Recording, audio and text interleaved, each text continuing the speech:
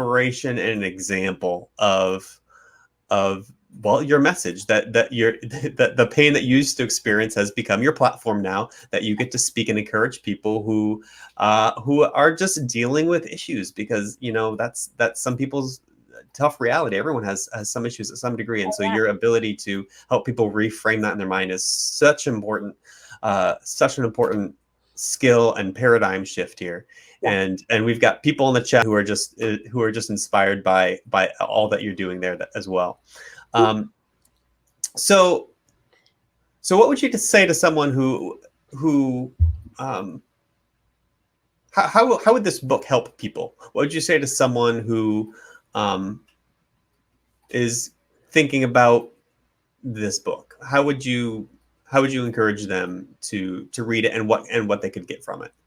Well, I think, if you're talking about kids, I think it's just the awareness that, our challenges are not only challenges, that they can be opportunities. And I think once they become aware of that, it sort of opens doors, because they're very, their brains aren't so fixated on problems being problems. So I think that helps keep that awareness for them. I'm sorry, please continue. And I think when you get into older kids and their mindsets start to become a little more fixed, one of the things I hear from those older kids is that being kind to people and not making people feel bad like Savannah feels in the story. Like they pick up that awareness of how they're hurting people from reading the book.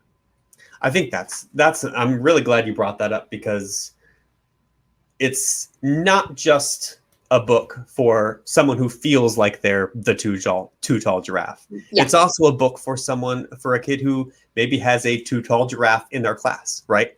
Yes. And or even if they don't, just a general awareness of, like, there are going to be people who look different than you do, who are dealing with issues that you don't have to deal with.